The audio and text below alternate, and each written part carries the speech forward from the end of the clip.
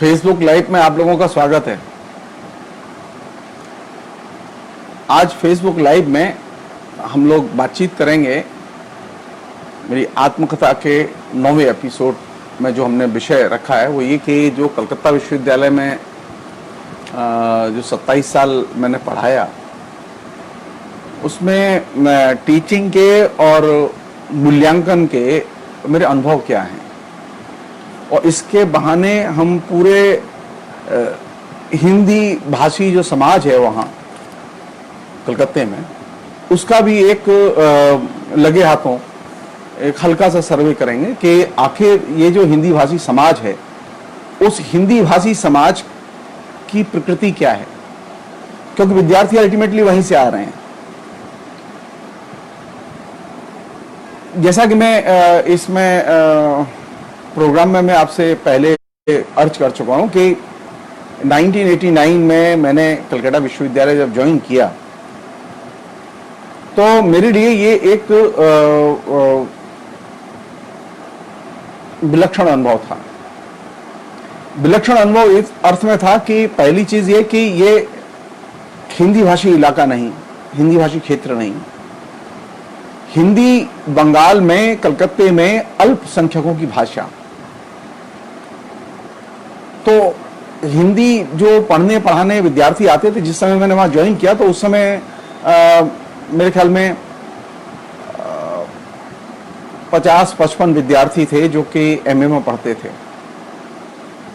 और 2 कॉलेज थे, शिक्षायतन और प्रेसिडेंसी। इन 2 कॉलेज में हिंदी ऑनर्स के पठन पाठन की व्यवस्था थी। 3 विश्वविद्यालय थे बंगाल में, कलकत्ता विश्वविद्यालय, बर्दवान विश्वविद्यालय और विश्व भारती। इन 3 विश्वविद्यालयों में एमए के पठन पाठन की व्यवस्था थी। लेकिन जैसा कि मेरा 27 साल का अनुभव रहा है उसमें ये हिंदी का बड़े पैमाने पर एक्सपेंशन हुआ वहां बंगाल में, और अब तकरीबन सभी विश्वविद्यालयों में वहां पर हिंदी विभाग पढ़ाया, में हिंदी विभाग है, एमए की पढ़ाई होती है, उससे एफिलिएटेड कॉलेज हैं। यहां तक कि कलकत्ते में भी करीब 5 या 7 कॉलेज ऐसे हैं जहां के ऑनर्स की पढ़ाई होती है। मैं एग्जैक्ट संख्या भी नहीं बोल सकता आपको, लेकिन बड़े पैमाने पर हिंदी के पाठ्यक्रम का, हिंदी के बीए ऑनर्स के विद्यार्थियों का, एमए के विद्यार्थियों का एक्सपेंशन हुआ। बड़े स्केल पर उनकी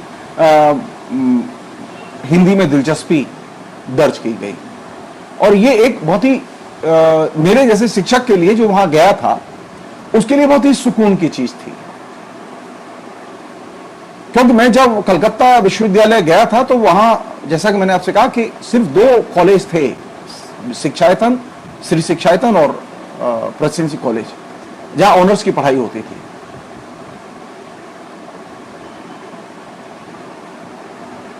और ये एक्सपेंशन एक दिन में नहीं हुआ, इसमें टाइम लगा, लेकिन एक्सपेंशन हुआ। और ये हिंदी के पठन पाठन के एक्सपेंशन का श्रेय निश्चित तौर पर वहां जो लेफ्ट फ्रंट गवर्नमेंट थी उसको जाता है। हम लोग जो नए हिंदी में दाखिल हुए थे, जो कि बाहर से गया था मैं, लेफ्ट फ्रंट ने कई चीजों पर, मैं और चंद्रा पांडे दोनों थे उसमें शामिल, हिंदी के एक्सपेंशन पर लेफ्ट फ्रंट ने हम लोगों की जो सलाह थी उस पर अनेक चीजों में अमल किया। इसमें वहां जो जनवादी लेखक संघ था उसकी भी बड़ी भूमिका थी। तो हिंदी का एक बड़ा परिवेश और एक बड़ा परिदृश्य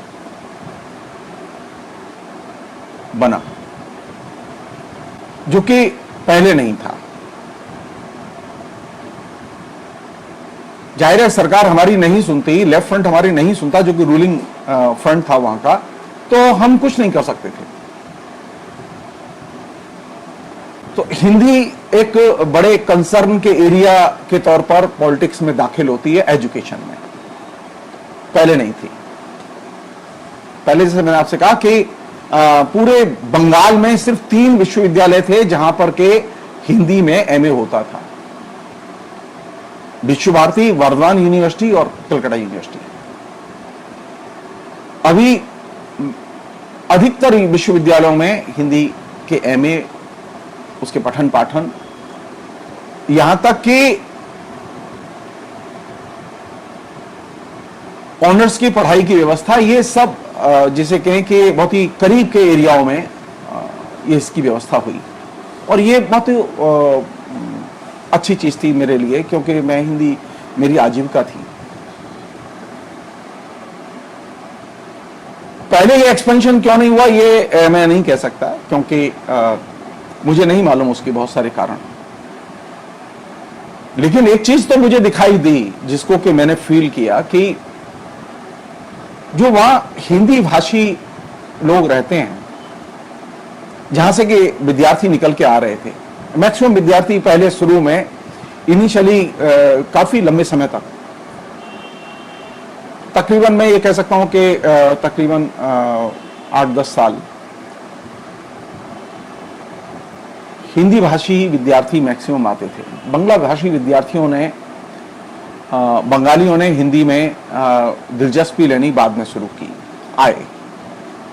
और इसमें एक अच्छा खासा हिस्सा उन लोगों का भी आया जो कि अच्छे परिवारों से आते थे, मिडिल क्लास के परिवारों से आते थे। वो दूसरे किसी सब्जेक्ट में जा सकते थे, लेकिन वो आए। और ये इसने एक हिंदी के लिए एक अच्छी चीज दी कि बंगाली परिवारों में हिंदी का आकर्षण बढ़ा और हिंदी परिवारों में भी हिंदी का आकर्षण बढ़ा। अब इसमें एक सबसे जो प्रैक्टिकल चीज थी जो कि मैंने महसूस की वहां जाने के बाद, वो ये थी कि हिंदी में जो अभी भी जो वहां विश्वविद्यालयों में पठन पाठन है यूनिवर्सिटी के लेवल पर, उसमें शिक्षक बहुत अच्छे हैं सभी तकरीबन। और संयोग से हमारे पढ़ाए हुए विद्यार्थी भी हैं जो प्रोफेसर स्तर तक गए हैं और अच्छे पदों पर काम कर रहे हैं। संभवतः कोई कॉलेज ऐसा नहीं होगा बंगाल का जहां के मेरे पढ़ाए हुए विद्यार्थी नौकरी न कर रहे हों। मैं एक बात बहुत ही भरोसे के साथ कह सकता हूं आपसे, मैं हिंदी भाषी क्षेत्र से गया था और हिंदी भाषी क्षेत्र से पढ़ के गया था। जवाहरलाल नेहरू विश्वविद्यालय से मैंने हिंदी की पढ़ाई लिखाई की थी।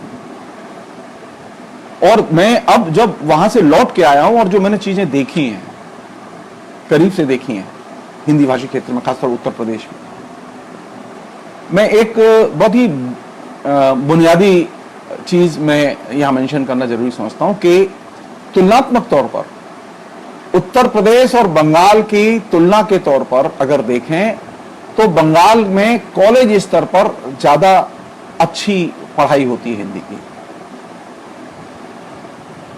उतनी अच्छी पढ़ाई उत्तर प्रदेश में नहीं होती।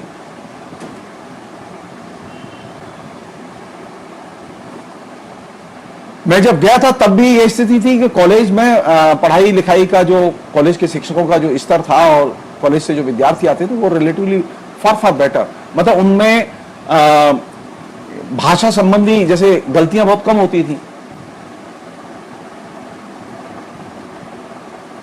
बल्कि यह कहना ज्यादा सही है कि अधिकतर विद्यार्थी ऐसे होते थे जो कि भाषा संबंधी गलतियां नहीं होती थी उनके लेखन में। मुझे याद है अच्छी तरह से कि एक बार हम लोगों ने अपने डिपार्टमेंट में टर्म पेपर और ट्यूटोरियल्स इंट्रोड्यूस किए और सभी शिक्षक अपने तरीके से लोगों को, विद्यार्थियों को टॉपिक देते थे और लिखवाते थे और देखते थे। तो उसमें हमने ये पाया कि अधिकतर विद्यार्थियों की जो लैंग्वेज है उसमें त्रुटि नहीं होती थी। और अभी जो स्थिति है हिंदी भाषी क्षेत्र में बहुत भयानक है। जो विद्यार्थी एमए कर रहा है वो विद्यार्थी शुद्ध हिंदी लिखना नहीं जानता, विषय तो छोड़ दो। जो हिंदी की परीक्षा देता है वो अच्छी हिंदी नहीं लिख पाता जो कि दोष रहित हो। तो एक बात तो मैं ये कहना चाहता हूं कि बंगाल में शिक्षक और गुणवत्तापूर्ण शिक्षण की कॉलेज में एक अच्छी परंपरा रही है, पहले से रही है। मैं गया था तब भी मैंने देखा कि विद्यार्थी जो आ रहे थे कॉलेजों से निकल के, खासतौर पर प्रेसिडेंसी से और शिक्षायतन से जो विद्यार्थी ऑनर्स करके आते थे, पहले वहां पास कोर्स के विद्यार्थियों का भी एडमिशन होता था, तो वे विद्यार्थी ज्यादा अच्छे व्यवस्थित ढंग से लिखना पढ़ना जानते थे और ये एक अच्छी चीज थी। और ये सुख की भी बात थी हमारे लिए। धीरे धीरे हिंदी का एक्सपेंशन हुआ और वहां हमारे पढ़ाए हुए विद्यार्थियों ने जगह जगह कॉलेजों में पढ़ाना शुरू किया, तो हिंदी का और भी बेहतर ढंग से विकास हुआ। तो एक पहली चीज ये कि कॉलेज स्तर पर पढ़ाई में शिक्षकों की अच्छी एक गुणवत्तापूर्ण टीम कॉलेजों में है, ये तो कह सकता हूं। अब दिक्कत दूसरी है जो कि मैंने अनुभव की और जिसकी वजह से परेशानी भी हुई, वो ये कि ये जो हिंदी भाषी लोग बंगाल में रहते हैं, कलकत्ते में रहते हैं खासतौर पर, ये बेसिकली अल्पसंख्यक के भावबोध में रहते हैं और इनके ऊपर बंगला कल्चर का और बंगाली जाति का, उसके वर्चस्व का बहुत गहरा दबाव है। ये बात हमने बार बार महसूस की और देखी भी।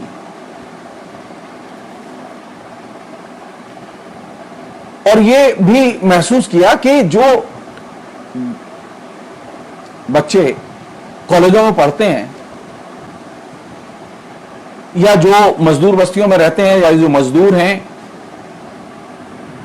या जो लोग मारवाड़ी हैं जो कि बिजनेस करते हैं, इनके ऊपर बंगला कल्चर का कोई असर नहीं है। और ये एक विलक्षण चीज थी। एक बंगला की मुख्य धारा में रहना, बंगला संस्कृति की मुख्य धारा में रहना, उसमें जीना और बंगला संस्कृति और सभ्यता के असर से एकदम मुक्त होकर रहना, अपनी भाषा के भावबोध में एक तरह से गोलबंद होकर रहना, ये एक नई चीज थी जो कि देखने में आई। इसलिए जो विद्यार्थी आते थे वे बंगला संस्कृति और सभ्यता की परंपराओं से एकदम अनभिज्ञ होते थे और जो वहां शिक्षक भी थे वे भी बंगला साहित्य संस्कृति की जो परंपराएं हैं उनसे बहुत ज्यादा वाकिफ नहीं होते थे, अभी भी नहीं है।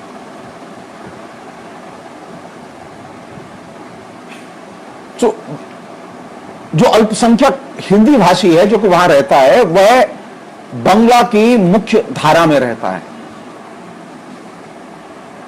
और उसके ऊपर बंगला का और बंगला की कल्चर का मिनिमम असर है। मसलन मैं एक छोटा सा उदाहरण दे रहा हूं आपको जिससे कि आप उस असर को देख सकते हैं। कलकत्ते में हिंदी के नाटक भी होते थे और बंगला के नाटक भी होते थे।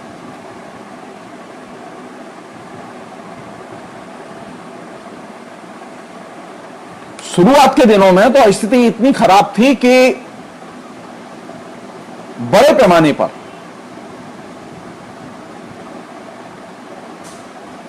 हिंदी भाषी लोग अपने नाटक भी देखने नहीं जाते थे। जो हिंदी में लोग रंगमंच करते थे उन्हें बहुत परेशानी होती थी। हिंदी के नाटक भी देखने जाने वाले लोगों की संख्या में सबसे अधिक संख्या बंगालियों की होती थी।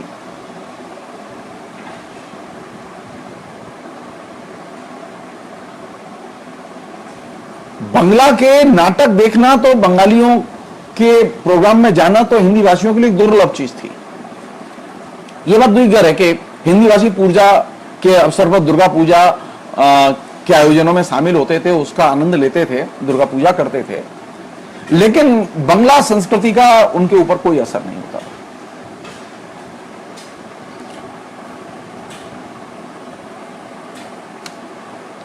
यानी ये जो मजदूर हैं या ये जो हिंदी भाषी हैं, इनमें मारवाड़ी भी हैं, इनमें बंगला कल्चर से एक तरह से दूरी या अलगाव एक कॉमन चीज थी, और ये अपने आप में एक बड़ी चुनौती भी थी कि इसे कैसे देखा जाए, क्योंकि इसका उसकी पूरी की पूरी मनोदशा पर जो विद्यार्थी आ रहा है उस पर बहुत गहरा असर था। सेकंड चीज जो कि मुझे लगी वो ये कि हिंदी भाषी और बंगाली भाषियों के बीच में एक खास तरह का अघोषित अलगाव या अनजानापन व्याप्त था। हिंदी भाषियों के बारे में बंगाली लोग ज्यादातर नहीं जानते थे कि वो कैसे हैं, क्या खाते हैं, कैसे रहते हैं, क्या कल्चर है उनकी, ना बंगाली उनके बारे में हिंदी भाषी लोग ज्यादा जानते थे। तो ये एक खास तरह की एक ही इलाके में, एक ही शहर में रहने के बावजूद ये जो अलगाव है, ये अपने आप में मेरे लिए मिस्ट्री थी कि ये इतना भयानक अलगाव या इस तरह के सेग्रीगेशन में लोग रह कैसे सकते हैं। हजारों ऐसे परिवार थे जो कि हिंदी भाषी समाज में गोलबंद रहते थे। वो हिंदी भाषी लोगों के आपस में ही समूहों में गोलबंद रहते थे। वे बंगालियों के साथ में इंटरेक्ट कम करते थे। बंगला कल्चर के साथ में इंटरेक्शन उनका मिनिमम था। मसलन आप इसी समझ लीजिए कि जब मैंने एमए में वहां पढ़ाना शुरू किया तो बंगला की कोई कृति वहां नहीं पढ़ाई जाती थी। पहली बार ऐसा हुआ कि जब हमने एमफिल का कोर्स शुरू किया तो तुलनात्मक साहित्य का पर्चा पहली बार दाखिल हुआ और उसमें हमने बंगला के साहित्य को और साहित्यकारों को इंट्रोड्यूस किया। इससे आप उस स्थिति का अंदाजा लगा सकते हैं कि जो हमारे यहां क्रीम आ रही है, जिसे जो बीए कर रहा है, जो एमए कर रहा है, वो बंगला के साहित्य से उस तरह से वाकिफ नहीं है जितना कि उसे होना चाहिए।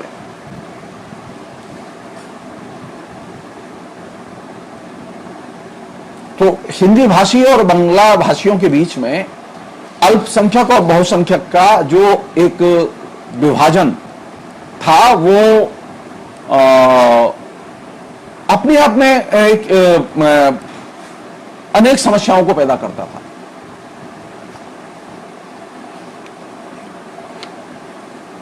उनमें अलगाव, एक दोनों की संस्कृतियों के बीच में एक अलगाव एक बहुत महत्वपूर्ण चीज थी।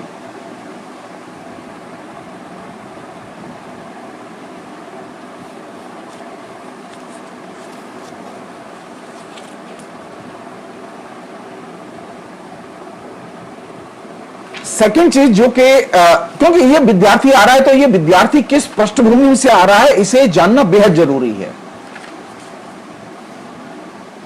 हिंदी भाषी विद्यार्थी आ रहा है बंगला की मुख्य धारा में से, वह हिंदी की मुख्य धारा नहीं है। हिंदी वहां की अल्पसंख्यकों की भाषा है। हिंदी वहां हिंदी की कोई कल्चर नहीं है। स्थितियां इतनी बदतर हैं कि मारवाड़ी जो कि बड़े पैमाने पर वहां की इकोनॉमी को कंट्रोल करते थे, अभी भी करते हैं। मारवाड़ियों के परिवारों में कोई कल्चर नहीं है। आपको मारवाड़ियों के परिवारों को देख के लगेगा ही नहीं कि वहां पर कोई बंगला कल्चर का कोई इंपैक्ट, एकदम घेटों की तरह पूरे के पूरे परिवार और उनका अंदरूनी तंत्र काम करता है। इससे आप बंगला संस्कृति के और बंगला नवजागरण के सीमा को आप समझ सकते हैं।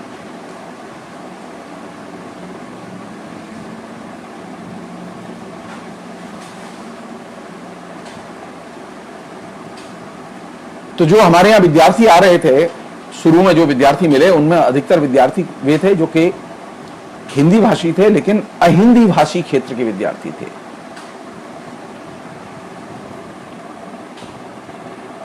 और इसमें एक और भी फिनोमिना था जो कि बहुत ही बारीकी से काम करता था, वो ये कि बंगालियों में कहीं ना कहीं हिंदी भाषी जो लोग हैं उनके प्रति एक प्रबल, उनके प्रति उनकी तुलना में सुपीरियरिटी कॉम्प्लेक्स, उनके प्रति एक हीन भाव बोध ये दिखाई देता था। और इस भावबोध के निर्माण में सबसे बड़ी भूमिका थी ये जो सांस्कृतिक सामाजिक जो अलगाव है और जो एक तरह से एक्सचेंज एकदम नहीं है इसकी, ये कोई पॉलिटिकल चीज नहीं थी कि किसी ने पॉलिटिकली इसे क्रिएट किया हो, ये ऑलरेडी एग्जिस्ट करता था क्योंकि एक दूसरे को जानते ही नहीं थे समुदाय के तौर पर। इसलिए मारवाड़ी को वहां बहुत ही नेगेटिव दृष्टि से देखा जाता था, अभी भी देखा जाता है।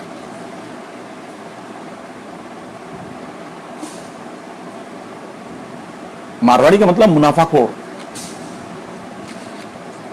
जबकि ये सारे मारवाड़ी ऐसे नहीं होते। तो बंगाल में और खासतौर पर कलकत्ते के बारे में बात करते समय ये जो हिंदी भाषी और बंगला भाषियों के बीच में जो दूरी है, सांस्कृतिक दूरी है, इस सांस्कृतिक दूरी को ध्यान में रखा जाना चाहिए। कालांतर में यह भी हुआ कि बंगला परिवारों से लोग हिंदी पढ़ने आए, तो अब जाहिर है कि वह जो बंगाली परिवारों से हिंदी पढ़ने आ रहे हैं उनके लिए हिंदी उनकी मातृभाषा नहीं है, लेकिन वो एडॉप्ट कर रहे हैं, विकसित कर रहे हैं अपना। एक चीज और मैंने मतलब नोटिस की जो कि मेरी चिंता में है, अभी भी है, वो ये कि अब जिस हिंदी भाषी का जन्म बंगाल में हुआ,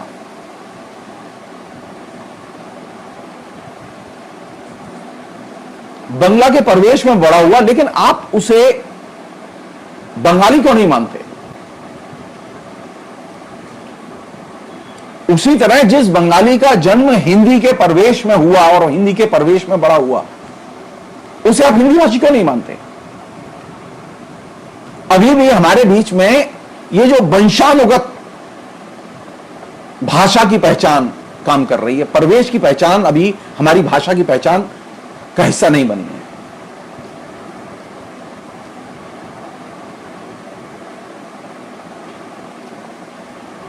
ऐसे बहुत सारे बंगाली हैं, कम से कम 30% से ज्यादा पॉपुलेशन होगी जो कि झारखंड में रहती है, जो कि झारखंड में ही पैदा हुए, झारखंड में ही बड़े हुए। बंगला वहां की बहुत पॉपुलर और बहुत ही स्ट्रॉन्ग लैंग्वेज है, लेकिन वो इलाका तो बंगाली इलाका नहीं है। जो हिंदी भाषी प्रदेश में पैदा हुआ बंगाली है, जो बड़ा हुआ बंगाली है, हम उसे हिंदी भाषी नहीं मानते। उसी तरह जो बंगला में पैदा हुआ हिंदी भाषी है, उसे हम बंगाली नहीं मानते। क्यों नहीं मानते, ये मेरे लिए अभी भी मिस्ट्री है। क्योंकि इसका मतलब यह है कि ये जो वंशानुगत है, जो तालुकेदार है, बोस है, बंदोपाध्याय है, गंगोपाध्याय है, वो चाहे केरल में पैदा हो, चाहे वो तमिलनाडु में पैदा हो, चाहे वो यूपी में पैदा हो, उसकी पहचान किससे बनेगी? उसकी पहचान बनेगी वो जिस वंश में पैदा हुआ, जिस जाति में पैदा हुआ। कायदे से होना ये चाहिए कि उसकी पहचान के इस आधार में परिवर्तन आना चाहिए। पहचान उसकी बननी चाहिए भाषा से, क्योंकि आधुनिक समाज में पहचान का आधार है लैंग्वेज, वंश नहीं, जिसे हम लोग नेशनलिटी कहते हैं। तो जो हिंदी भाषी बंगला में पैदा हुआ, उसकी नेशनलिटी तो बंगला होगी, हिंदी नहीं होगी। लेकिन कभी हमने खुल के बहस नहीं की इन मसलों पर, उसकी जटिलताओं पर बहस नहीं की। जो हम बंगाल में रहेंगे, बंगला बोलेंगे, बंगला संस्कृति में जिएंगे, बंगला संस्कृति का आस्वाद लेंगे, बंगला में जन्म लेंगे, बड़े होंगे बंगला के परिवेश में, लेकिन हम बंगाली नहीं कहलाएंगे, हम कहलाएंगे तब भी हिंदी भाषी। इसका मतलब यह है कि हमारे यहां ये जो जन्मना जो पहचान का जो रूप है, आइडेंटिटी का रूप है, ये बहुत पावरफुल रूप है और इसे क्वेश्चन किया जाना चाहिए। जिस तरह से जाति एक बहुत ही जन्मना पहचान का बहुत ही स्ट्रांग रूप है और बहुत ही बड़ी बाधा है सामाजिक विकास में, उसी तरह ये जो जन्मना जो उसकी जो पहचान है, ये बहुत बड़ी बाधा है।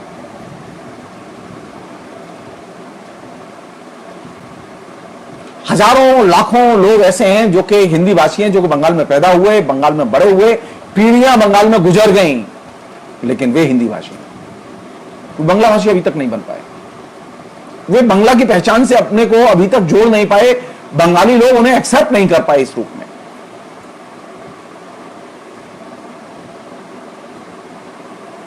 तो ये एक जटिल स्थिति है, इस पर कायदे से सोचने की जरूरत है।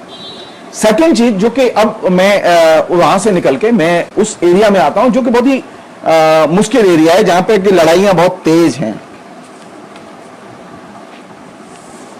वो एरिया क्या है?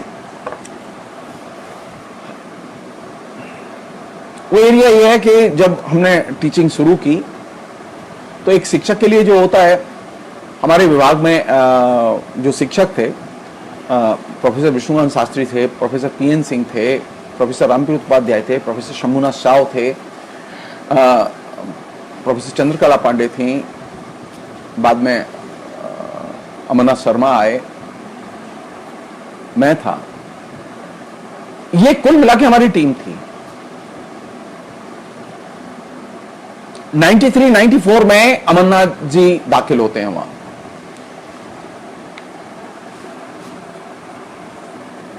दिलचस्प बात जो मैं आपसे शेयर करना चाहता हूं वो ये कि जो कि अभी भी है,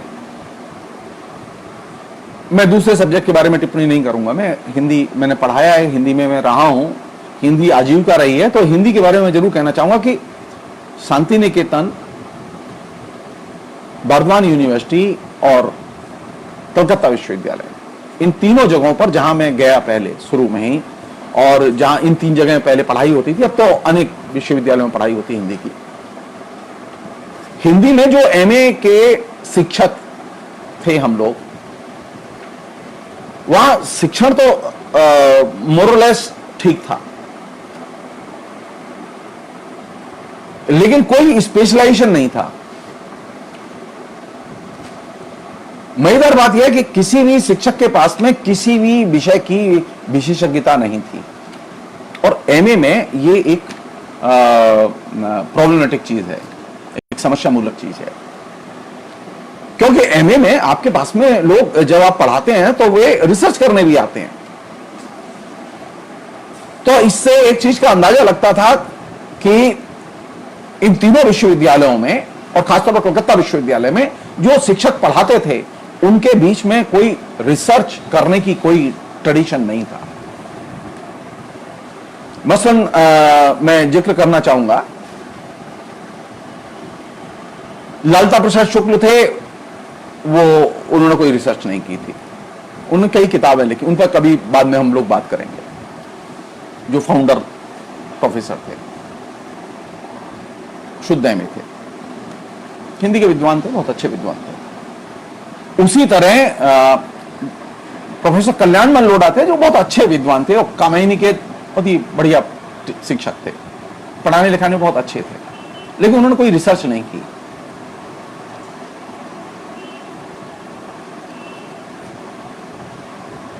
उनके अंदर कोई ऐसी रिसर्च भी नहीं हुई जो कि उल्लेख नहीं हो। इससे एक एटीट्यूड का पता चलता है कि उस विभाग में किस तरह का स्पेशलाइजेशन होगा, और ठीक यही स्थिति प्रोफेसर विश्वनाथ शास्त्री की भी थी। वो शुद्ध एमए थे, उन्होंने कोई रिसर्च नहीं की थी।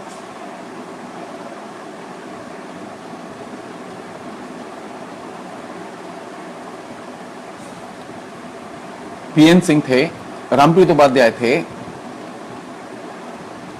शंभुनाथ थे। शंभुनाथ की मतलब कई दर्जन किताबें हैं, लेकिन उनकी पीएचडी के अलावा कोई चीज उनकी रिसर्च नहीं है।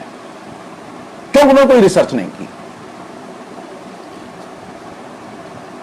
लेकिन उन्होंने डिलीट की थी यूनिवर्सिटी से, वो पब्लिश है उनकी, वो रिसर्च है, लेकिन स्पेशलाइजेशन नहीं था। ठीक वही चीज चंद्रकला पांडे के साथ थी, और वही चीज अमरनाथ जी के साथ भी थी। और मैं आया था तो मेरे तत्काल पढ़ के गया था, तो मेरे अपने तरीके से मैं ये सोच के गया था कि मैं तो आलोचना, और वो मेरा स्पेशलाइजेशन था, मैंने उसी तरह से उसे कल्टीवेट किया था।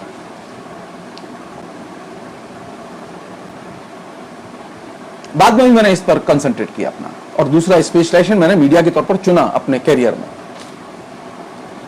तो एक प्रैक्टिकल समस्या ये थी कि हमारे बीच में शिक्षक तो थे, लेकिन उनका कोई क्षेत्र विशेष को लेके स्पेशलाइजेशन नहीं था। और इसका असर अध्ययन अध्यापन की जो पद्धति थी उस पर पड़ना लाजमी था।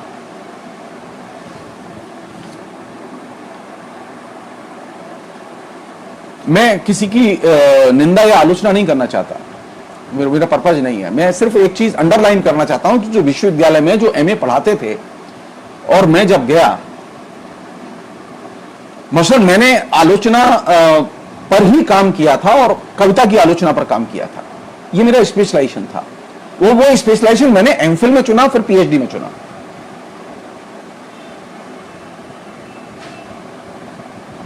तो स्पेशलाइजेशन की कोई कल्चर वहां नहीं थी, तो असुविधा होनी स्वाभाविक है। तो मुझे स्वाभाविक तौर पर जो पूछा गया, मैंने कहा कि मैं इतिहास पढ़ा सकता हूँ, आलोचना पढ़ा सकता हूँ, और इसके अलावा तो दूसरी चीज नहीं पढ़ा पाऊंगा मैं, क्योंकि वो मेरा स्पेशलाइजेशन है। तो मैं पूरी लाइफ 3 विषय पढ़ाता रहा। शुरू में ये पाश्चात्य काव्य शास्त्र, संस्कृत काव्य शास्त्र और हिंदी साहित्य का इतिहास पढ़ाया, और बाद में जब मीडिया का पत्रकारिता का पेपर जब मेरे कहने से पहली बार वहां तैयार हुआ और लागू हुआ, तो पत्रकारिता की पढ़ाई शुरू की, क्योंकि वो मेरी हॉबी का एरिया था, जो कि मैंने बाद में उसे रिगरस मेहनत के बाद विकसित किया। तो ये एक मतलब जब हम यूनिवर्सिटी के लेवल पर, एमए के लेवल पर, जहां एमफिल पीएचडी होती है, वहां हम काम करते हैं, तो हमारी सर्विस का एक हिस्सा है टीचिंग, रिसर्च करना और रिसर्च कराना।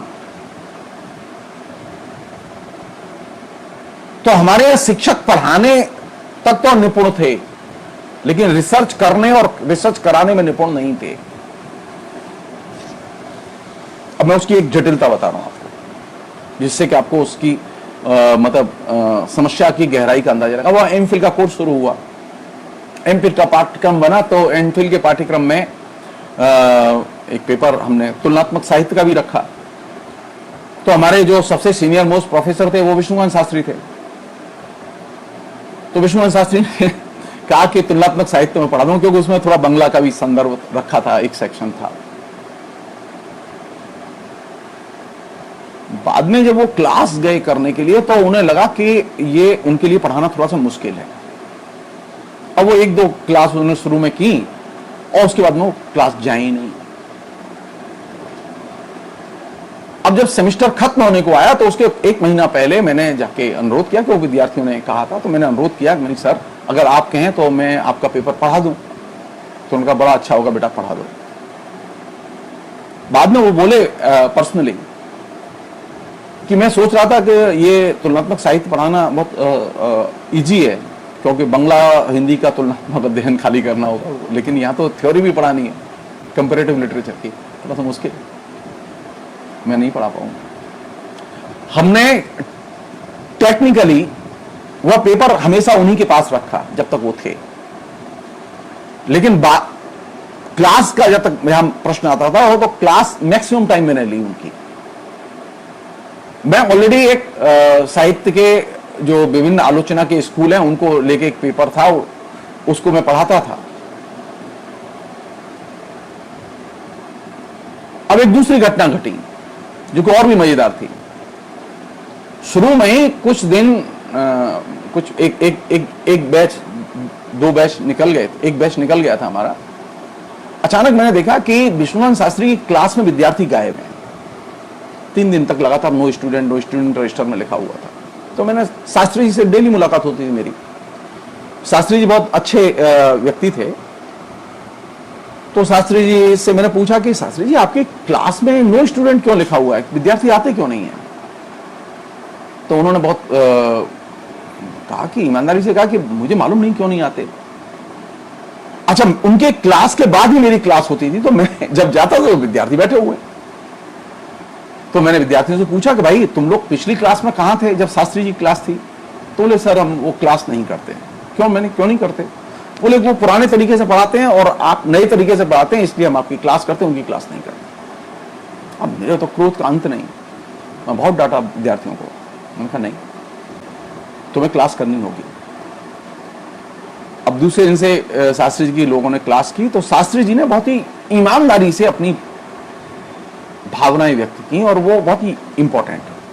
शास्त्री जी ने कहा बेटा देखो विद्यार्थियों का ये जो रुख है ये बहुत स्वाभाविक है कि तुम नई दृष्टि से पढ़ाते हो और मैं 30 साल पहले मैंने कभी नोट्स बनाए थे, मैं उसी 30 साल पुराने नोट्स से रोज पढ़ाता हूं। और उन्होंने अपनी ब्रीफ केस में से वो नोट्स दिखाए जो कि एकदम कलरफुल हो चुके थे, यानी सफेद कागज पे बनाए थे जो कि पीले पड़ चुके थे।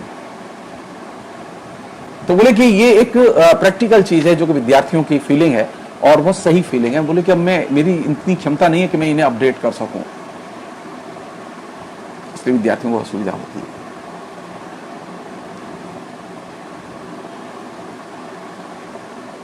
दूसरे एक शिक्षक थे जो कि और भी मजेदार थे, प्रबोध नारायण सिंह। प्रबोध नारायण सिंह की हालत यह थी कि वे बहुत ही मधुर भाषी, ये इतना सुंदर बोले कि मोर भी उनसे लज्जित महसूस करे उनके सामने, इतना मीठा बोलते थे। अब वो क्लास में जाते थे तो अटेंडेंस लेने तक तो विद्यार्थी क्लास में रहते थे और फिर आगे की बेंच पर जो विद्यार्थी 8-10 विद्यार्थी बैठे रहते थे, बाकी विद्यार्थी धीरे धीरे करके उठ के चले जाते थे और वो किसी को रोकते नहीं थे। वो आराम से अपने आंख बंद करके क्लास लेते रहते थे, जो मन में आई पढ़ाते रहते थे भाषा विज्ञान। मैंने विद्यार्थियों से पूछा भाई मामला क्या? बोले कि सर एक भी बात समझ में नहीं आती और कोई चीज काम की नहीं पढ़ाती। सीरियस समस्या थी ये। मैंने पिछली बात बताया भी कि कैसे वो भाषा विज्ञान के पेपर जो है टेरर पेपर की तरह काम करता था। जो अब ये स्थिति ये कि जो शिक्षक है उसके पास में अपडेटेड सामग्री नहीं है क्लास के लिए,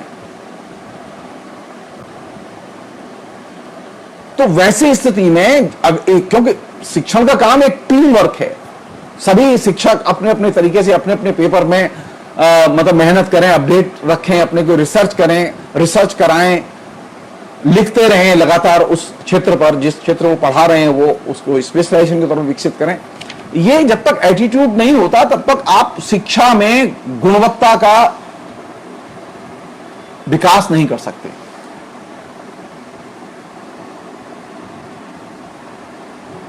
तो ये एक हमारे जो शिक्षक सहकर्मी थे उनके बीच में ये एक ड्रॉबैक था, वो खुद रिसर्च नहीं करते थे। बरसों इस बात पर झगड़ा हुआ आपस में कि मतलब शोध प्रविधि का तरीका, रिसर्च जब करते हैं हम लोग तो रिसर्च करते समय रेफरेंस कैसे लिखे जाएं, संदर्भ कैसे लिखे जाएं, बिब्लियोग्राफी कैसे लिखी जाए। भयानक विवाद, कई साल लगे इस बात को सिखाने में, अपने शिक्षक मित्रों को सिखाने में। और ये बात मैं बहुत गंभीरता से कह रहा हूं, इस बात का मुझे फख्र है कि इसको मैंने एक इशू बनाया कि नहीं, रिसर्च मेथोडोलॉजी में रेफरेंस खाली लिखना पहले हम सीख लें अच्छे से। इस पर बहुत जोर दिया मैंने। एक छोटी सी घटना बता रहा हूं, नाम नहीं लूंगा विद्यार्थी का और मैं शिक्षक का भी नाम नहीं लूंगा।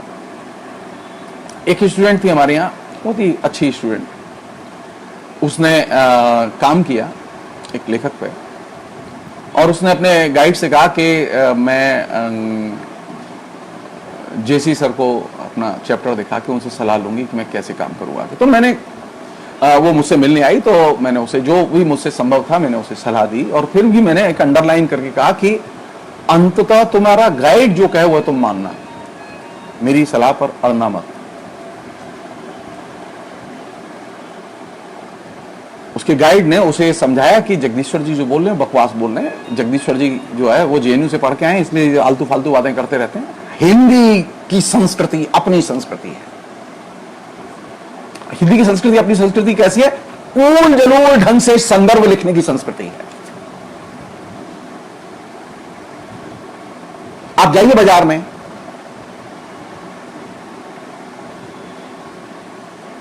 शोध प्रविधि से संबंधित जितनी भी हिंदी के प्रोफेसरों ने किताबें लिखी आप उन्हें उठाइए और देखिए, उनमें से अधिकतर किताबों में जो कि नामी प्रोफेसर है उन्हें रेफरेंस लिखना नहीं आता और विद्यार्थी उन्हीं पुस्तकों को पढ़ के शोध प्रविधि का जो है पेपर तैयार कर रहा है। तमाम विश्वविद्यालय में वही चीज पढ़ाई जा रही है, लगातार पढ़ाई जा रही है। और तो और मैंने अपनी थीसिस बहुत अच्छे ढंग से तैयार की थी, और जब मैंने वो छपने को दी और वो थीसिस जब मेरी छप के आई तो मेरे हाथ के तोते उड़ गए। मैंने श्यामबिहारी राय साहब जो है, जो ग्रंथ शिल्पी के मालिक थे, उनको थीसिस दी थी। तो राधा पब्लिकेशन के जरिए वो थीसिस आई, तो उन्होंने, मैं नाम नहीं लूंगा, मैं फिर कह रहा हूं, उन्होंने 2 प्रोफेसरों से वो थीसिस दिखाई, तो हिंदी के 2 प्रोफेसरों ने, जो दिल्ली के धुरंधर प्रोफेसर थे, उन्होंने कहा कि जगदीश्वर जी ने जो रेफरेंस लिखे हैं ना, ये रेफरेंस का तरीका बदल दो। और उन्होंने वो अपनी जो अनसाइंटिफिक रेफरेंस लिखने की जो पद्धति थी, वो उन्होंने मेरी थीसिस में डलवा दी। अब मेरी थीसिस छप के आई, और जब वो छप के आई तो मैं देख के हतप्रभ कि मेरी जो थीसिस में, जो ओरिजिनल में जो जिस तरह से रेफरेंस लिखे थे, और वो पुस्तक छप के आई, उसमें जमीन आसमान का अंतर।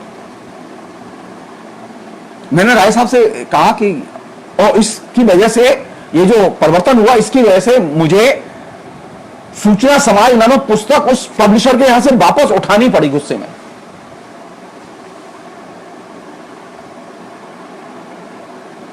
तो मैंने पहली प्रतिज्ञा यह की कि ये एक बड़ी समस्या है जो कि हमारे शोधार्थियों के बीच में है। वो शोधार्थी चाहे नामवर सिंह के अंडर में काम करने वाला हो, या वो शोधार्थी किसी और के अंडर में काम करने वाला हो, लगातार अधिकतर विद्यार्थियों के साथ में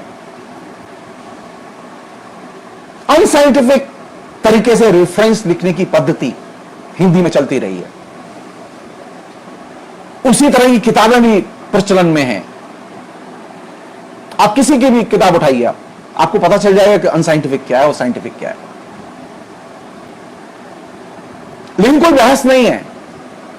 अब मेरे विभाग में हालत यह हो गई कि मैं जो है बिल्कुल आउटकास्ट घोषित कर दिया गया कि ये तो हमेशा जो है पंगा करते हैं रिसर्च मेथोडोलॉजी पर। और मैंने तय कर लिया था कि मैं कंटेंट पर मैं झगड़ा नहीं करूंगा अपने विद्यार्थी से, लेकिन मैं उसे गलत संदर्भ लिखने नहीं दूंगा, गलत ढंग से उसे बिब्लियोग्राफी बनाने नहीं दूंगा, चाहे वो किसी का भी विद्यार्थी हो। अगर मैं विभाग में पढ़ता हूं और मेरे सामने वो चीज आएगी तो मैं क्वेश्चन करूंगा, उसे ठीक कराऊंगा। और इस पर बहुत घनघोर विवाद हुआ और खूब झगड़ा हुआ। अल्टीमेटली मैं जो आपको बता रहा हूं, जिस लड़की ने जो पीएचडी कर रही थी और एक नामी प्रोफेसर के अंडर में पीएचडी कर रही थी मेरे डिपार्टमेंट में, उसने जब अपना डिजर्टेशन चैप्टर दिखाया और चैप्टर दिखा के जो मैंने सुझाव दिए, तो उसने अपने गाइड से कहा, जाके गाइड ने कहा जगदीश्वर जी की कोई सलाह मानने की जरूरत नहीं है, हम जैसे कहेंगे वैसे लिखोगी, क्योंकि पंडित हम है। और लड़की को मैं कह चुका था कि अब वो गाइड जैसे कह वैसे ही करना, तो उसने कहा सर उन्होंने ऐसा कहा है। मैंने कब जैसे कह रहे हैं वो कर, भाग्य तुम्हारा भाई। तो कलकत्ता यूनिवर्सिटी की एक परंपरा थी, बहुत अच्छी परंपरा थी, कि कलकत्ता यूनिवर्सिटी की एक एक्सपर्ट, थीसिस के एक्सपर्ट वो विदेश से होते थे हर सब्जेक्ट में। मेरे ख्याल में हिंदुस्तान में वो अकेली यूनिवर्सिटी थी जिसके के एक्सपर्ट विदेश में होते थे। एक देश में होता था, एक विदेश में होता था। तो जिस विद्यार्थी को मैंने कहा, अब मुझे इंतजार था उसके रिजल्ट आने का, जब वो जमा करेगी उसके बाद में जब उसकी थीसिस विदेश जाएगी, मैं इंतजार कर रहा था उस चीज का कि वो रिजल्ट आए, और मैं देखना चाहता था मैं गलत हूं या वो गलत है। अब मैं एक दिन क्लास करने गया आफ्टर 5 ईयर, तो देखा वो गुरु शिष्य दोनों, वो लड़की और वो उनका गाइड, दोनों स्टाफ रूम में बैठे हुए शोक भाव में बैठे हुए। तो मैंने कहा क्या हुआ? तो उस लड़की ने कहा सर मेरी थीसिस रिजेक्ट हो गया आगे। तो मैंने कहा किस ग्राउंड पर रिजेक्ट हो गया? बोले उन्हीं ग्राउंड पर रिजेक्ट हो गया थी जो आपने बताई थी, आपने कहा था कि ऐसे से लिखना, और मैंने नहीं लिखा, और वही चीज वहां से रिपोर्ट में लिख के भेजी और मेरी थीसिस रिजेक्ट हो गई। तो मैंने उन महाशय से कहा जो उनके गाइड थे, जो मेरे कुलीग थे, कि आपकी इस जिद ने, मूर्खतापूर्ण जिद ने इस विद्यार्थी का नुकसान किया। अब इसे दोबारा वही चीज लिखनी पड़ेगी जो इसे पहले दिन, पहले चैप्टर को दिखाते समय मैंने बताई थी। बिना उसके थीसिस उसे डिग्री अवार्ड नहीं होगी।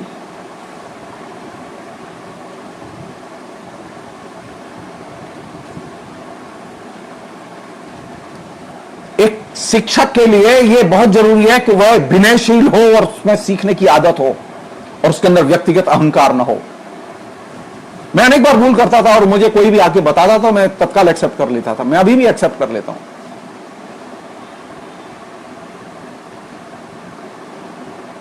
अगर एक शिक्षक में सीखने की भावना खत्म हो चुकी है तो वो उसके शिक्षक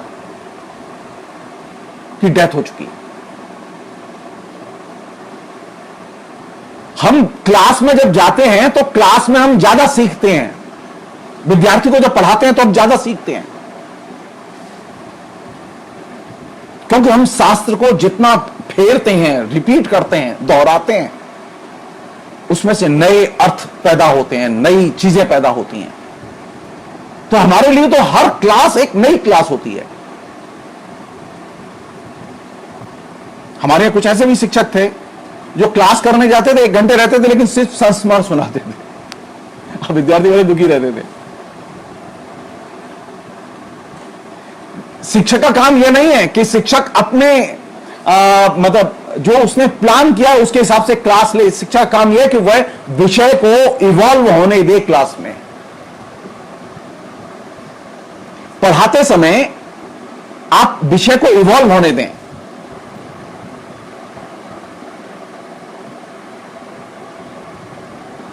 विषय कैसे इवॉल्व होगा ये डिपेंड करता है कई चीजों पर। आपकी अपनी तैयारी पर डिपेंड करता है, आप विद्यार्थी की तैयारी पर डिपेंड करता है, विद्यार्थी कितना रिसीव करते हैं, नहीं रिसीव करते हैं, उस पर डिपेंड करता है। आप कैसे उसको अपडेट करते हैं इस पर डिपेंड करता है। मसलन मैं आपको एक छोटा सा उदाहरण दे रहा हूं। जब मैंने हिंदी साहित्य का इतिहास पढ़ाना शुरू किया तो हिंदी साहित्य के इतिहास के बारे में पढ़ाते समय मुझे पता चला कि विद्यार्थी रामचंद्र शुक्ल का इतिहास या हजारी प्रसाद द्विवेदी का इतिहास नहीं पढ़ते। वहां कोई एक शिव कुमार शर्मा नाम के प्राणी हैं, उनकी लिखी हुई इतिहास की बुक वो चलती है, वो सिर्फ उसे पढ़ते हैं। कभी किसी शिक्षक ने उन्हें रोका ही नहीं। तो जो विद्यार्थी पहली बार इतिहास के करीब ही नहीं आया, एमए में आ गया, अब वो मेरी क्लास में आया, तो उसके तो बिल्कुल हाथ के तोते लोग होते हैं। मुझे बार बार विद्यार्थी कहते हैं सर कुछ समझ में नहीं आ रहा है, तो उसे इवॉल्व होने में टाइम लगता है, क्योंकि वो जिस पद्धति को, जिस परंपरा से पढ़ के आया है, उस परंपरा और पुस्तक से उसकी एमए की क्लास का कोई संबंध नहीं है।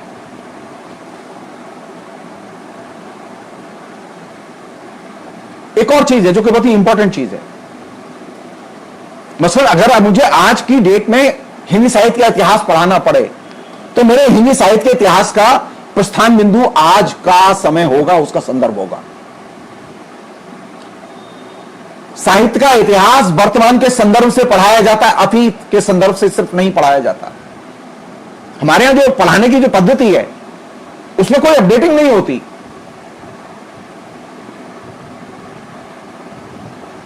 तो अगर रामचंद्र शुक्ल का इतिहास ही अगर मुझे पढ़ाना होगा, हजारी प्रसाद द्विवेदी का इतिहास पढ़ाना होगा, तो रामचंद्र शुक्ल, हजारी प्रसाद द्विवेदी के इतिहास से तो अभी हम 70-80 साल आगे जा चुके हैं। तो इन 70-80 साल का क्या करेंगे? इतिहास में दर्ज करेंगे कि नहीं करेंगे? ये जो परिप्रेक्ष्य बदल चुका है इतिहास का, इसे हम नोटिस लेंगे कि नहीं लेंगे? हमारे यहां जो शिक्षक हैं वो उनमें अधिकतर शिक्षक ऐसे हैं जो कि वर्तमान के परिप्रेक्ष्य को इतिहास के संदर्भ में देखते ही नहीं है।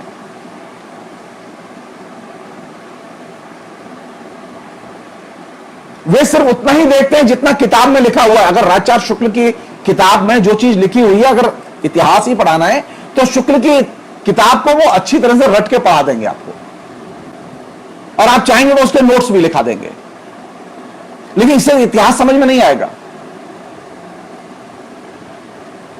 अगर आचार्य शुक्ल का या हजारी प्रसाद द्विवेदी का उल्था ही करना है शिक्षक को, तो यह इतिहास का पठन पाठन नहीं कहलाएगा।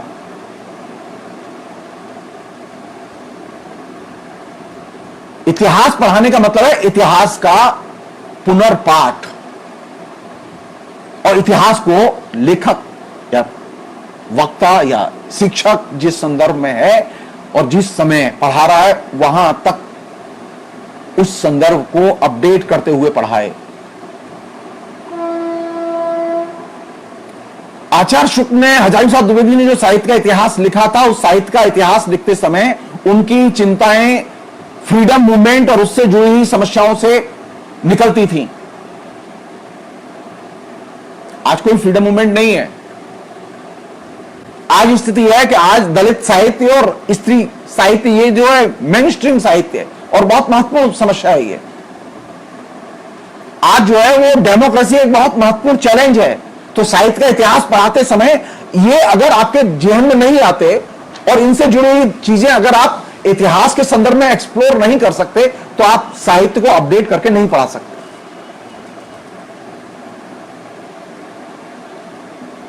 तो साहित्य पढ़ाते समय अगर आप अतीत जीवी की तरह जाएंगे तो साहित्य आपको मृत मिलेगा और बोरिंग मिलेगा।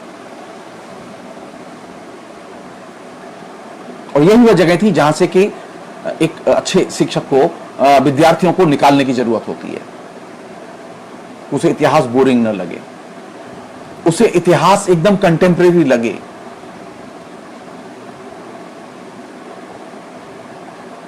हमारे यहां चूंकि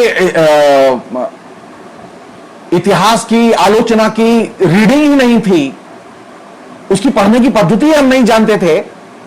हमने ये मान लिया था कि किताब है तो किताब को किताब की तरह पढ़ा दो। अरे किताब को किताब की तरह पढ़ाने के लिए आप शिक्षक नहीं रखे गए।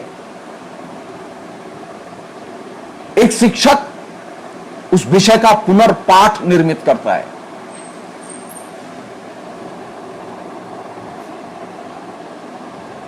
और यह पुनर्पाठ निर्मित करना हम सबकी जिम्मेदारी है। लेकिन हिंदी की मुश्किल यह है कि हिंदी का जो शिक्षक है, वो चाहे कलकत्ता यूनिवर्सिटी का शिक्षक हो, चाहे वो दिल्ली विश्वविद्यालय के शिक्षक हो, या वो जवाहरलाल नेहरू विश्वविद्यालय के शिक्षक हो, वह अपडेटिंग करने के लिए तैयार नहीं है।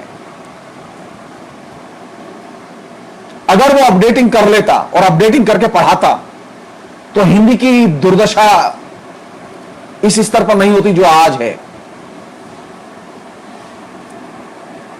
मसलन हम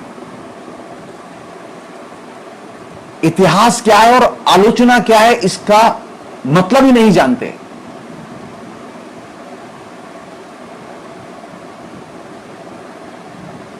हमारे पास में जैसे मतलब ये अप्रोच ही नहीं है। मसलन आपने कोई किताब लिखी, मैं छोटी सी बात कह रहा हूं। नामवर जी ने बहुत अच्छी किताब लिखी, छायावाद, बहुत बढ़िया किताब लिखी। नामवर जी का मैंने एक इंटरव्यू लिया जब मैं स्त्रीवादी साहित्य विमर्श नामक पुस्तक लिखने के प्लानिंग कर रहा था। तो मैंने सिर्फ कुछ साहित्यकारों और पुरुष और महिला दोनों का ही इंटरव्यू लिया। उसमें नामवर जी का सबसे पहले इंटरव्यू लिया। तो नामवर जी से इंटरव्यू लेते समय मैंने ये पूछा कि आपने जो छायावाद संबंधी जो पुस्तक लिखी, उस पुस्तक में जो जो चीजें लिखी आपने, बहुत अच्छी पुस्तक, गुड बुक, लेकिन अब चूंकि फेमिनिज्म आ गया है, पहले फेमिनिज्म नहीं था जब आप लिख रहे थे, अब फेमिनिज्म आ गया और फेमिनिस्ट दृष्टि से चीजें देखी जा रही हैं। और छायावाद के लेखकों की 50% से अधिक रचनाएं ऐसी हैं जो कि स्त्री केंद्रित हैं। तो क्या आज भी आप वैसी ही पुस्तक लिखेंगे जैसे कि आपने पहले छायावाद लिखी थी? तो नामवर जी ने बहुत ही ईमानदारी से इस बात को एक्सेप्ट किया। वो मेरे पास अभी भी पड़ा हुआ इंटरव्यू, मैंने कभी उसको छपवाया नहीं कहीं, क्योंकि वो मैंने अपने कंजम्पशन के लिए लिया था। उन्होंने कहा कि नहीं, आज मैं उसे स्त्री के दृष्टिकोण से देखूंगा और स्त्रीवादी दृष्टिकोण से देखूंगा। यह बात दीगर थी। तो मैंने कहा कि अब जो प्रॉब्लम है कहां है, हम ये जानते हैं कि यह दुनिया बदल चुकी है,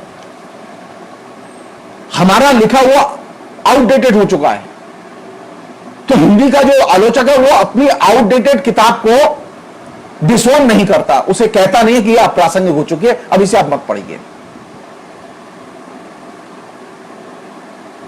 मैंने ये बात नामवर जी से भी कही।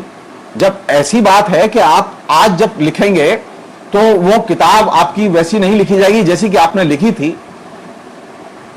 तो वैसी स्थिति में आप वो एक कम से कम एक स्टेटमेंट तो दे ही सकते हैं कि भाई वो किताब आउटडेटेड हो चुकी है।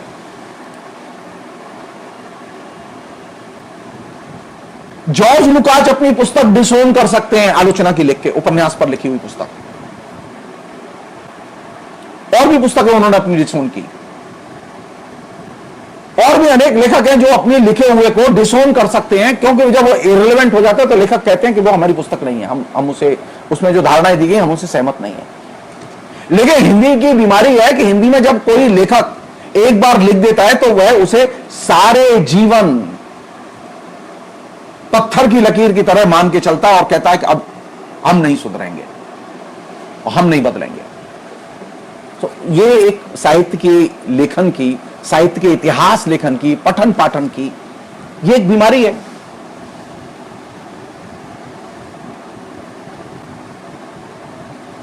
और उसमें ये जो रूढ़िबद्धता है शिक्षण की, वो बहुत ही स्ट्रांग ढंग से काम करती रही है।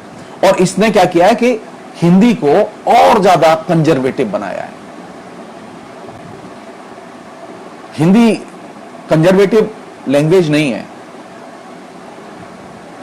हिंदी में विकास की, नए विषयों के विकास की अनंत संभावनाएं हैं, लेकिन हिंदी का जो शिक्षक है वो इतना कंजर्वेटिव है कि वो कोई नई चीज एक्सेप्ट करने के लिए तैयार नहीं होता,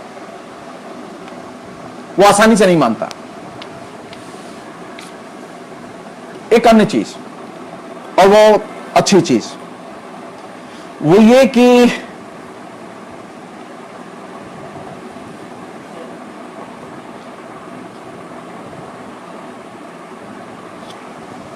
अगर हमारे यहां रिसर्च करने का एटीट्यूड शिक्षक अपने कैरियर का हिस्सा बनाए, स्पेशलाइजेशन को अपने कैरियर का हिस्सा बनाए, तो हिंदी के शिक्षण का परिदृश्य डेफिनेटली बदल सकता है। लेकिन वास्तविकता यह है कि हिंदी में एक एक विभाग में 30-30, 40-40 शिक्षक हैं, प्रोफेसर हैं, उसमें 25-25, 30, कोई स्पेशलाइजेशन नहीं है।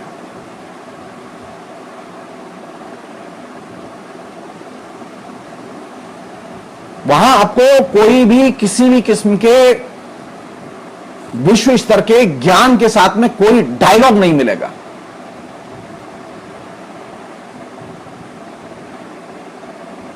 एक साधारण सी चीज कह रहा हूं मैं, जो कि बहुत जरूरी चीज है। जब जवाहरलाल नेहरू विश्वविद्यालय में पढ़ाने वाले शिक्षकों की स्थिति यह है कि वे जब कोई किताब लिखते हैं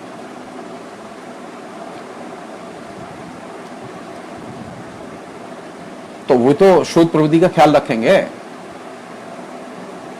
आप पता कीजिए, नामवर सिंह ने जो दूसरी परंपरा की खोज लिखी, या जो कि सबैटिकल लीव लेके, एक 10 महीने की छुट्टी लेके लिखी,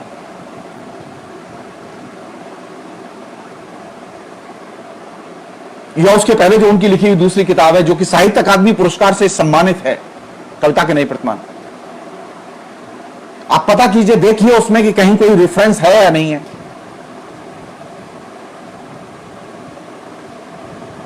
तो अगर प्रोफेसर का एटीट्यूड एंटी रिसर्च होगा और वो रिसर्च के अनुशासन को नहीं मानेगा, तो आप ये तय मानिए कि उस सब्जेक्ट में आप चाहे जितने बड़े विद्वान हो, आप उस सब्जेक्ट में आप विकास नहीं कर सकते उस विषय का।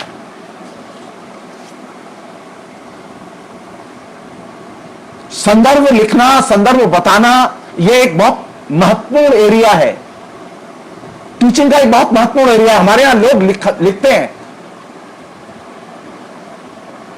किसी की किताब पढ़ ली और पूरे की पूरी उसकी किताब से धारणाएं चुरा ली और लिख दिया अपने नाम से निबंध।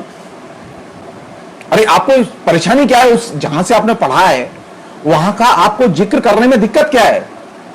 उसका रेफरेंस बताने में दिक्कत क्या है कि भाई ये फला फला पन्ने पर ये लिखा हुआ है। लेकिन नहीं, हिंदी के प्रोफेसर हैं जिनको कि 2-2, 3-3 लाख रुपए तनख्वाह मिलती है, वो दिल्ली विश्वविद्यालय में पढ़ाते हैं, वो और दूसरे विश्वविद्यालय में, जामिया में, जेएनयू में, तमाम जगह पढ़ाते हैं, लेकिन वो कभी, अधिकतर शिक्षकों की हालत यह है कि वे अपनी किताब में रेफरेंस नहीं लिखते और लगता ऐसा है कि बस उनके पेट से ज्ञान सीधे निकलता है।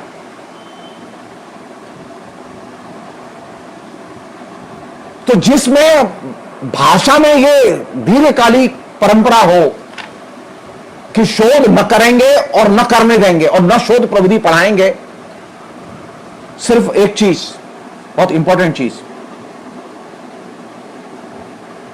जॉर्ज लुकाच की एक पुस्तक है डिस्ट्रक्शन ऑफ रीजन, उसमें जॉर्ज लुकाच ने एक बहुत महत्वपूर्ण पहलू की तरफ ध्यान खींचा है जिसका जिक्र करके मैं ये बातचीत यही रोक दूंगा। मैं जॉर्ज लुकास ने कहा कि फासिज्म की जानते हैं बढ़त कब होती है, फासिज्म समाज में कब आता है, फासिस्ट चेतना का वैचारिक आधार कब तैयार होता है, जब आप बिना संदर्भ बताए कोई बात कहते हैं। और यह बात जॉर्ज लुकास ने नीत्से की आलोचना लिखते हुए कही थी। नीत्से ने मार्क्सवाद नहीं पढ़ा था, लेकिन मार्क्सवाद के बारे में बहुत कुछ उल जलूल बोलता था, और मार्क्स के बारे में बहुत कुछ उल जलूल बोलते थे नीत्से।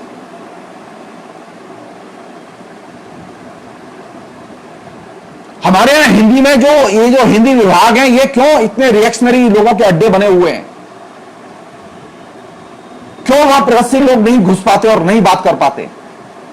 क्योंकि प्रगतिशीलों से लेकर रिएक्शनरी तक सभी जो शिक्षक हैं, उनमें से एक बड़ा हिस्सा वह है जो कि अब सूरदास पर तुम निबंध लिख रहे हो, तुम तुलसीदास पर निबंध लिख रहे हो, तुम पूरी किताब लिख रहे हो, तो तुमको उसमें प्रॉपरली रेफरेंस लिखने में क्या परेशानी है?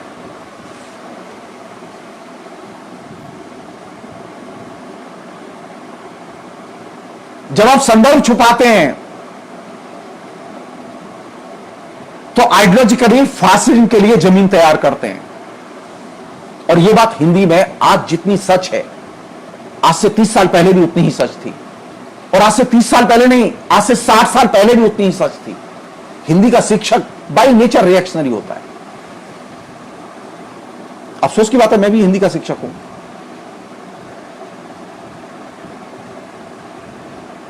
आप उठाइए अजय प्रसाद द्विवेदी की किताबें, आप उठाइए रामचंद्र शुक्ल की किताबें, आपको रेफरेंस लिखा ही नहीं मिलेगा। अरे आप पद्मावत पर किताब लिख रहे हैं तो आप बताइए तो सही, पद्मावत पर किताब लिखते समय मलिक मोहम्मद जायसी की किस किताब से, किस एडिशन से, किस पन्ने से आप उद्धृत कर रहे हैं? आप हिंदी साहित्य का इतिहास लिख रहे हैं, लेकिन आप ये बता के नहीं दे रहे हैं कि हिंदी साहित्य के इतिहास में रेफरेंस कहां से आए।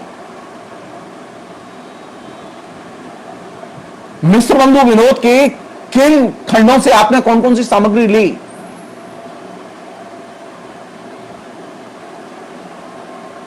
तो जब प्रोफेसर रेफरेंस न बताए, रेफरेंस न लिखे, शोध प्रविधि को गंभीरता से न ले, शोध न करे गंभीरता से और न कराए, तो तय मानिए वो हिंदी की सेवा नहीं कर रहा। और यही वजह कि हिंदी का आजादी के 70 साल बाद भी विकास नहीं हुआ। हिंदी लगातार क्षय की ओर जा रही है, क्योंकि हमारी आदत नहीं है।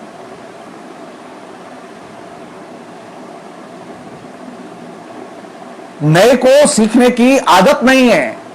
हिंदी की जो बीमारी है, हिंदी के शिक्षक की जो बीमारी है, वो ये कि वो नए को सीखना नहीं चाहता। वो पुराने से इतना प्यार करता है और इस तरह से उससे जुड़ा हुआ है, रूढ़िबद्ध ढंग से जुड़ा हुआ है कि वह पुराने के जद से बाहर निकलना ही नहीं चाहता। और ये वह चीज है जहां से कि हिंदी का पूरा परिवेश, वो सेंट्रल यूनिवर्सिटीज हो चाहे वो रीजनल यूनिवर्सिटीज हो, वो सब जगह वो परिवेश हावी है।